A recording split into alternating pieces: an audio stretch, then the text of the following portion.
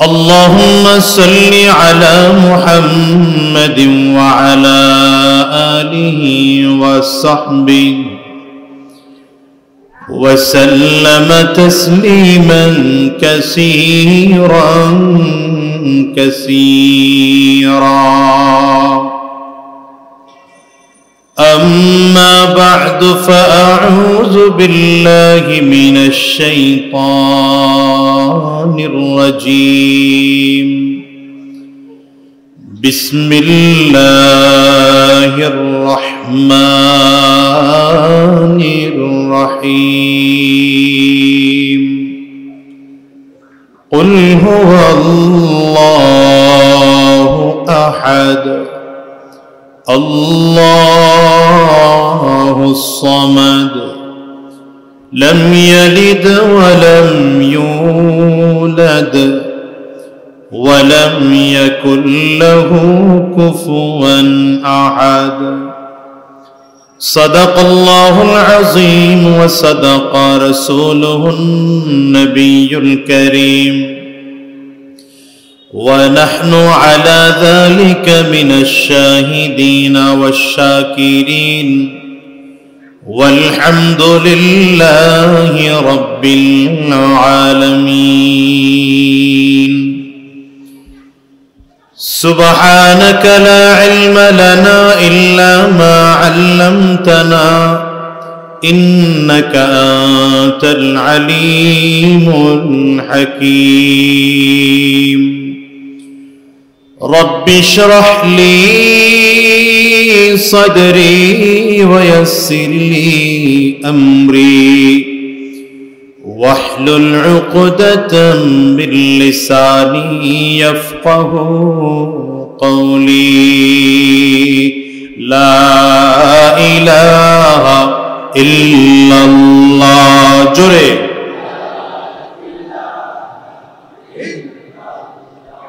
জবান খুলে সকলে মিলে লা ইলাহা ইল্লাল্লাহ লা ইলাহা ইল্লাল্লাহ লা ইলাহা ইল্লাল্লাহ লা ইলাহা ইল্লাল্লাহ.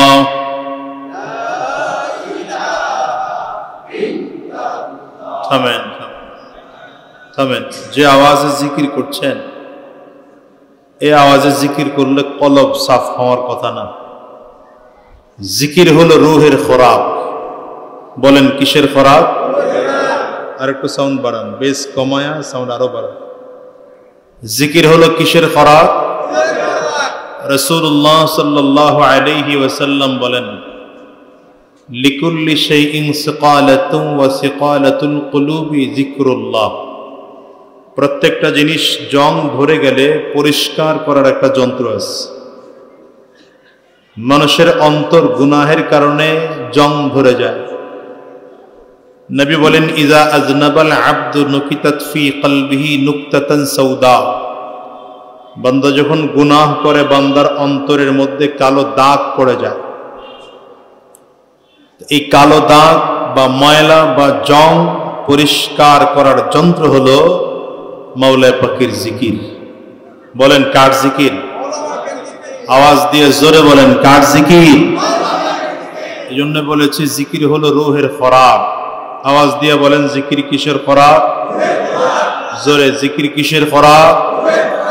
यादे हक आमद के ज़ाइरो हैरा यादे हक आमद के ज़ाइरो हैरा मरहम आमद ईदी ले मजरू हैरा मरहम आमद ईदी ले मजरू हैरा जिंदा दारद जिक्र सुबह शाम मेरा जिंदा दारद जिक्र सुबह शाम मेरा दरता गाफिल बुगजारी अय्याम मेरा दरता गाफिल बुगजारी अय्याम मेरा हफ्ते मरहर अज़्वोरा ज़िक्र देगर हफ्ते मरहर अज़्वोरा ज़िक्र देगर हफ्ते आज़ा हस्ते ज़ाकिर ए पैसार हफ्ते आज़ा हस्ते ज़ाकिर ए पैसार चित्कार करे बोलें अल्लाह अकबर आरो जोरे ज़बान खोले अल्लाह अकबर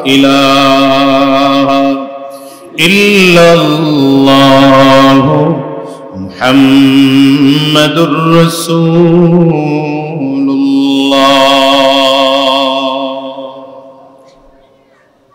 কান্দাপাড়া কবরস্থান তাহফিজুল কোরআন কওমি মাদ্রাসার উদ্যোগে আয়োজিত আজকের এই ৪৪তম বার্ষিক তাফসীরুল কোরআন মাহফিলের মুহতারাম সম্মানিত সভাপতি, সম্মানিত প্রধান অতিথি, বিশেষ অতিথিবৃন্দ, মঞ্চে উপস্থিত জাতির রাহবার, জাতির সরদার সরতাজ হযরত উলামায়ে কেরাম, সম্মুখমানে সমবেত দিন প্রিয়, ইসলাম প্রিয়, দিনদার, ইমানদার মুমিন মুসলমান মর্দে মুজাহিদ ভাইরা, মুরব্বী বাবাজিরা, যুবক বন্ধুরা, কচি কাঁচা মাসুম বাচ্চারা, পর্দার অন্তরালে অবস্থানরতা সম্মানিতা শ্রদ্ধেয়া মা ও বোনেরা, আল্লাহ পাকের শুকর যে আল্লাহ তাআলা আপনাকে আমাকে অত্যন্ত দয়া করে, মায়া করে, মহাব্বত করে ভালোবেসে আজকের এই কোরআনী মজলিসে, জান্নাতি বাগানে, ইমানদারদের মজলিসে, আল্লাহ ওয়ালাদের মজলিসে, বিশেষ করে আল্লাহ পাকের জাকিরিন ও শাকিরিন বান্দাদের মজলিসে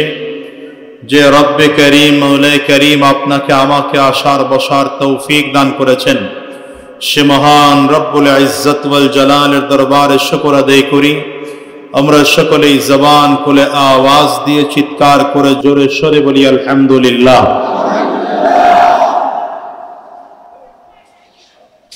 আমি আপনাদের সামনে কথা বলে কারা এখানে? আমি আপনাদের সামনে কোরআনুল কারীমের অত্যন্ত পরিচিত একটি সূরা তিলাওয়াত করেছি। কোরআনুল কারীমের 112 নম্বর সূরা। সূরাটার নাম হলো সূরাতুল ইখলাস। বলেন সূরাটার নাম কি? আরেকবার বলেন সূরাটার নাম কি? আমাদের বাংলাদেশের কিছু মুরব্বীরা এই সূরাটার নাম দিয়েছে কুল হুয়াল্লাহ সূরা। এই সূরাটার মূল নাম হলো সূরাতুল, সবাই আওয়াজ দিয়ে বলেন না সূরাটার নাম কি? কথা বলবেন না আওয়াজ দিয়া। এতগুলো মানুষ কথা বললে আওয়াজ এত আস্তে হওয়ার কথা না। তো কি কথা বলেন না? আসলে বাংলাদেশের মুসলমান 16 বছর আওয়াজ না দিতে না দিতে ভুলেই গেছে। কথা কন না কেন? এক জাতীয় স্লোগান ছাড়া আর কোন স্লোগান ছিল না তো, ঠিক না? এইটাও ঠিক জোরে কয় না। দেখছেন কি এক স্টেজের হুজুর করে তো কিছু বলতে পারতেছি না। আপনারা জোরে না বললেও কিছু বলার নাই। আপনারা বলেন, তারা এমনি কওয়া শুরু করবে ইনশাআল্লাহ, লজ্জায় পড়ে ওই লোক। 16 বছরের আওয়াজ বন্ধ হয়ে গেছে, কিন্তু এখনো কি আওয়াজ বন্ধ থাকবে না? আওয়াজ আসবে। জোরে আওয়াজ বন্ধ থাকবে না? আওয়াজ আসবে। দেখি বলেন তো সুবহানাল্লাহ, বলেন আলহামদুলিল্লাহ। আওয়াজ দিয়ে একটু চিৎকার করে জোরে আল্লাহু আকবার। হয় না? আরো জোরে আল্লাহু আকবার। আল্লাহ কবুল করেন, বলেন আমিন। এই যে আমিনের আওয়াজ কমে গেছে, বলেন জোরে আমিন। ওই হযরত কি ঘুমাইতেছে? হাতে কি মোবাইল আছে? এনে বইসত কেন তুই? এটা পকেটে ঢুকা,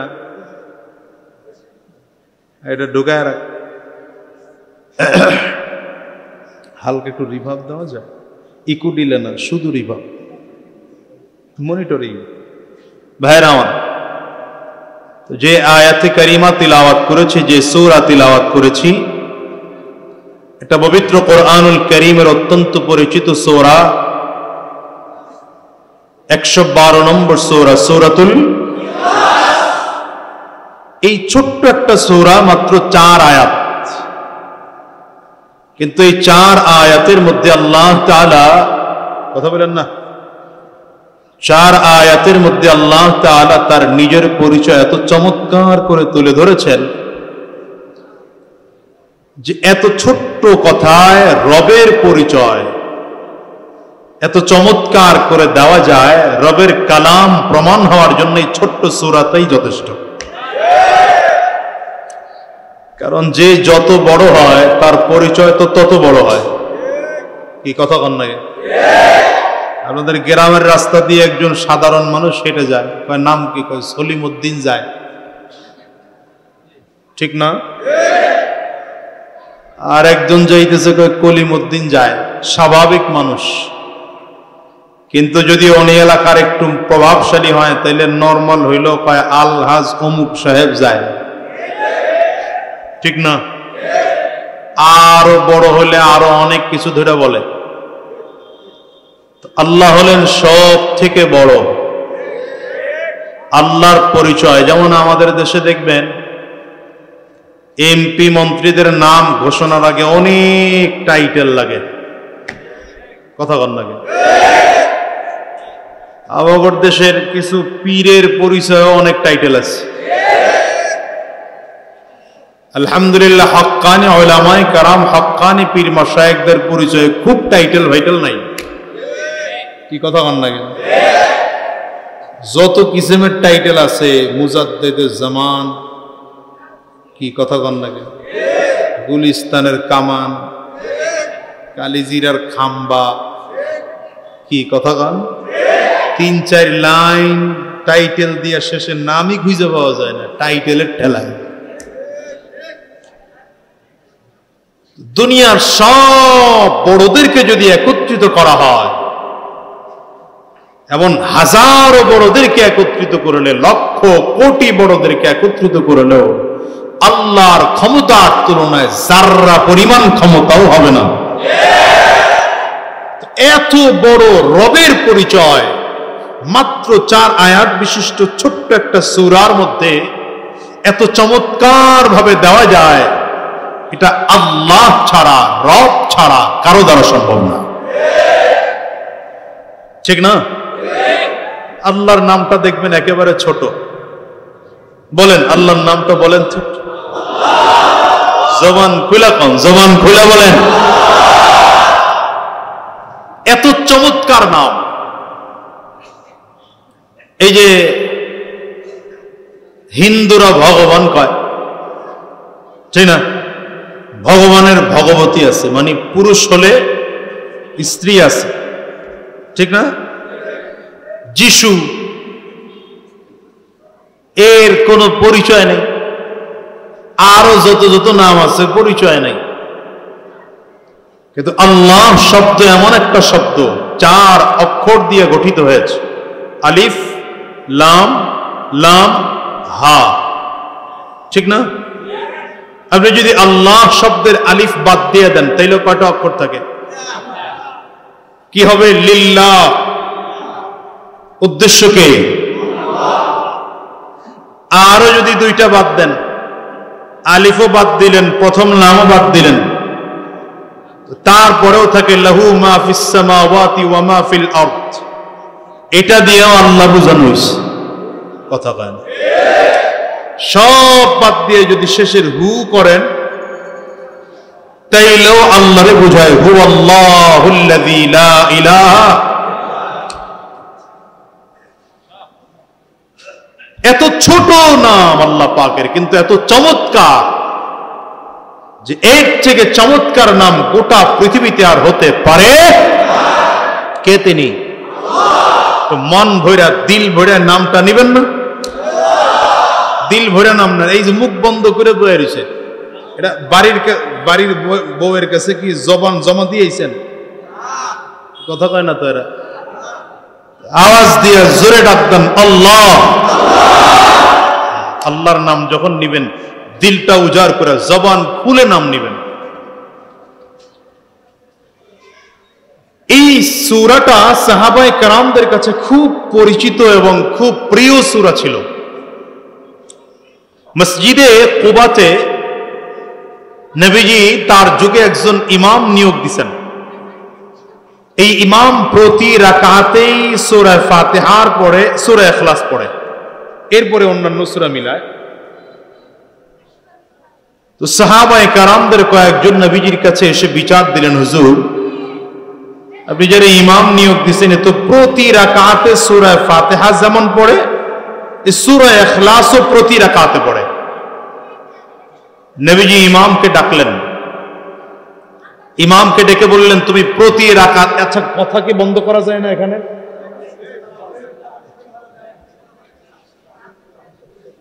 এখানে এই বাচ্চারা এদেরকে উপরে উঠায় দেন, এখানে লোকজন নাই কেউ?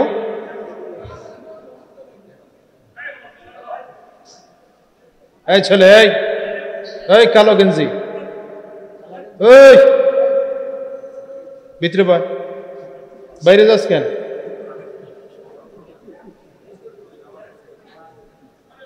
ওই উপরে বন্ধ করে দেন।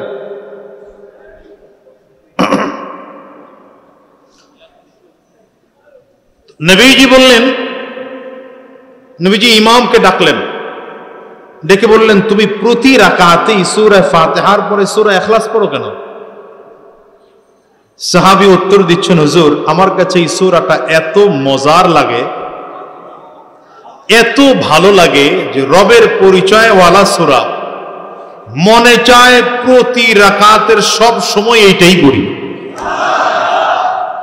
যেহেতু আপনি বলেছেন লা সালাতা ইল্লা বিফাতিহাতিল কিতাব, সূরা ফাতিহা ছাড়া নামাজ হয় না, এইজন্য আগে সূরা ফাতিহা পড়া এরপরে ইখলাস পড়ি। আসলে এত প্রিয় সূরা সাহাবীদের। এই সূরাটা নাযিল হওয়ার একটা প্রেক্ষাপট আছে, আপনাদের মনোযোগ আছে তো 100 ভাগ? ঘুম আসতেছে কার কার? হাত তোলেন। সব জায়গায় ভেজাল লাগানোর কিছু লোক আছে। ওই যে হুজুর আগে বলছিলেন না কি জানো, এনো হাত তুলছে অষ্টদর্শ। এই সূরা নাযিল হওয়ার প্রেক্ষাপট হলো রাসূলুল্লাহ সাল্লাল্লাহু আলাইহি ওয়াসাল্লাম যখন এক আল্লাহর দাওয়াত দিলেন, তো মক্কার কাফির আর মুশরিকরা নবীজির কাছে এসে প্রশ্ন করতেছে, মুহাম্মদ তুমি কোন আল্লাহর দাওয়াত দিতেছো? আমরাও তো আল্লাহ মানি। কারা বলে? কাফিররা। কারা বলে? আমরাও তো আল্লাহ মানি, তুমি আবার আল্লাহর দাওয়াত দিতেছো, এই কোন আল্লাহ? এই আল্লাহর বংশ পরিচয় কি? আল্লাহর বাপের নাম কি? আল্লাহর মায়ের নাম কি? আল্লাহর বাড়ি কোথায়? নাউজুবিল্লাহ, আগামী বছর মাহফিল হইলে তখন বললেন। কে প্রশ্ন করে? কাফিররা। কাকে প্রশ্ন করতেছে? এই প্রশ্নের ধরনের বোঝা যায় যে মক্কার কাফিররা আগের থেকে আল্লাহ মানত না? মানত না? বুঝে না কথা। মানত না? মানত না? মানত। তাহলে আল্লাহ মানলে তো ইমানদার হওয়ার কথা। মক্কার কাফিররা ইমানদার না বেঈমান? তাহলে আল্লাহ মানে আবার বেঈমান, তাইলে কেমনে কি হইল? তার মানে বোঝা গেল আল্লাহ মানত ঠিক, কিন্তু যেইভাবে মানলে ইমানদার হওয়া যায় সেইভাবে মানত না। আমি এই কথাগুলো বলার পরে আপনার আমার ইমানের সাথে মিলাইবেন আপনার আমার ইমান কোন পর্যায়ে আছে। দেখেন মক্কার ইহুদিরা, খ্রিস্টানরা আল্লাহকে আল্লাহ মানত, কিন্তু মানার মধ্যে পার্থক্য ছিল। মানত এরপরেও বেঈমান। কারণ কি? ইহুদিরা আল্লাহকে মানে, কিন্তু ইহুদিদের বিশ্বাস হলো খোদা দুইজন। কয়জন? বলেন না কেন? কয়জন? একজন আল্লাহ, আর উযাইর আলাইহিস সালাম আল্লাহর একজন নবী ছিলেন। ইহুদিদের বিশ্বাস হলো উযাইর আলাইহিস সালাম আল্লাহর সন্তান। এজন্য আল্লাহ কোরআনে বলেন ওয়াকালাতিল ইয়াহুদু উযাইরুন ইবনুল্লাহ। ইহুদিদের বিশ্বাস হলো উযাইর আলাইহিস সালাম আল্লাহর সন্তান। আপনারা কি বলেন, আল্লাহর কোন সন্তান আছে? তাহলে উযাইর আলাইহিস সালাম আল্লাহর সন্তান না আল্লাহর নবী? এরা সন্তান বানায় ফেলেছে। তো কেউ যদি আল্লাহর নবীকে আল্লাহর সন্তান মনে করে সে ইমানদার হয় না, সে বেঈমান হয়ে যায়। এজন্য ইহুদিরা আল্লাহকে মানত কিন্তু ইমানদার না। এরা কি? ওটা নিচের দিকে দিয়ে রাখছে গা মাথা, এই যে এটা, এই ঘুমাইতেছস? তুই তো ভালো ঘুমাইতে পারস, দেখা যায় আমার সামনে ঘুমাস। ঘুমের ওষুধ খাইছস নি? লাড়াচাড়া দিয়ে বয় বেটা। এতজন মুরব্বী মানুষ সুন্দর বসে রয়েছে, জোয়াইনারা ঘুমায়। ইহুদিরা আল্লাহকে মানত, মানার পরেও তারা ইমানদার না বেঈমান? এবার আসেন খ্রিস্টান। খ্রিস্টানরাও আল্লাহকে আল্লাহ মানে, কিন্তু খ্রিস্টানদের বিশ্বাস হলো খোদা তিনজন। নাউজুবিল্লাহ, জোর পাইতেছি না। নাউজুবিল্লাহ যেমন কয় তাতে মনে হয় যেন করোনা হয়েছে। খ্রিস্টানদের বিশ্বাস হলো আল্লাহ একজন আছে, মারিয়াম আলাইহিস সালাম আল্লাহর স্ত্রী, ঈসা আলাইহিস সালাতু ওয়াস সালাম আল্লাহর সন্তান। জোরে নাউজুবিল্লাহ। তাহলে খ্রিস্টানরাও কিন্তু আল্লাহকে আল্লাহ মানে, কিন্তু ইমানদার না বেঈমান? এরপরে আসেন আমাদের দেশের হিন্দু ভাইরা। হিন্দুরাও কিন্তু আল্লাহকে মানে, কি ঠিক না? কেমনে মানে? হিন্দু ভাইদের বিশ্বাস হলো আল্লাহ একজন আছেন, তবে আল্লাহ আবার নিজের ক্ষমতা এক একজন মূর্তির কাছে হস্তান্তর করছেন। এখন আবার এরা এক এক মূর্তির কাছে এক এক ক্ষমতা দিয়ে রাখছে। তারা মূর্তি বানাইতে বানাইতে 360টা মূর্তি বানায় ফেলেছে। কত মূর্তি? কথা কয়েন, কত মূর্তি? এক এক মূর্তির এক এক ক্ষমতা। হিন্দু ভাইদের বিশ্বাস কোন মূর্তির পূজা করলে সংসারে শান্তি আসে, কোন মূর্তির পূজা করলে ইনকাম ভালো হয়, কোন মূর্তির পূজা করলে ব্যবসা বাণিজ্য ভালো হয়। ভালো আছে। সভাপতি সাহেব জুতাটা খুলে এক সাইডে নিয়ে রাখেন, মুরব্বী মানুষ বুঝে নেই। ভালো আছে। কোন মূর্তির পূজা করলে ব্যবসায় বরকত হয়। নাউজুবিল্লাহ, আবার কমে গেছে। আরে আমার কথা বুঝার লোক নাই, বুঝতেছি। মরাইট্টা পাবলিকের কাছে ওয়াজ করা যায় না। হিন্দু ভাইদের এরকম করে করে করে করে 360টা মূর্তি আছে, প্রত্যেক মূর্তির আলাদা ক্ষমতা। বিশ্বাসের পর্যায়ে এমন, হিন্দুদের বিশ্বাস হলো কোন মূর্তির পূজা করলে ফসল আদি ভালো হয়। এজন্য আমাদের দেশে কেউ একজন বলেছিল, এবার মা গজে চড়ে এসেছে, এজন্য ফসল খুব ভালো হয়েছে। বলছেনি কেউ একজন? কে বলছে নাম বলার দরকার নাই, কারণ আমি রোগের নাম বলি, রোগীর নাম বলি না, দরকার নাই এটা বলা। এবার আপনারা বলেন, কেউ যদি বিশ্বাস করে মা গজে চড়ে এসেছে এই জন্যে ফসল আদি ভালো হয়েছে, সে ইমানদার না বেঈমান? কোন মুসলমানও যদি এই কথা দিল থেকে স্বীকার করে বলে, তাহলে সেও বেঈমান হয়ে যায়, ঠিক না? আল্লাহ এজন্য বেঈমান রে 16 কোটি 17 কোটি ইমানদারদের নেতৃত্ব দেন নাই, ছিনায় নিছেন। তো হিন্দুরা আল্লাহ মানে, ইহুদিরা আল্লাহ মানে, খ্রিস্টানরা আল্লাহ মানে, কিন্তু কেউ ইমানদার না, সব বেঈমান। ইমানদার কারা? এবার আল্লাহ পরিচয় দিচ্ছেন। ইমানদার কারা? যারা সূরাতুল ইখলাসের মধ্যে আল্লাহর পরিচয় যেমন ভাবে দেওয়া হয়েছে, এই পরিচয়ে যারা আল্লাহকে আল্লাহ মানে তারা ইমানদার, বাকিরা সব বেঈমান। বাকিরা সব কি? মিডিয়ার লোক এসে এখন মুনাজাত দিলে এটা কষ্ট করে আইছে, ডিস্টার্ব ছাড়া লাগাও, আমার জন্য কোনো ডিস্টার্ব না। তো এখন আল্লাহর নবীকে আল্লাহ তাআলা পরিচয় করিয়ে দিচ্ছেন যে কোন ভাবে মানলে আল্লাহকে ইমানদার হওয়া যায়। কি প্রশ্ন আছে না নাই?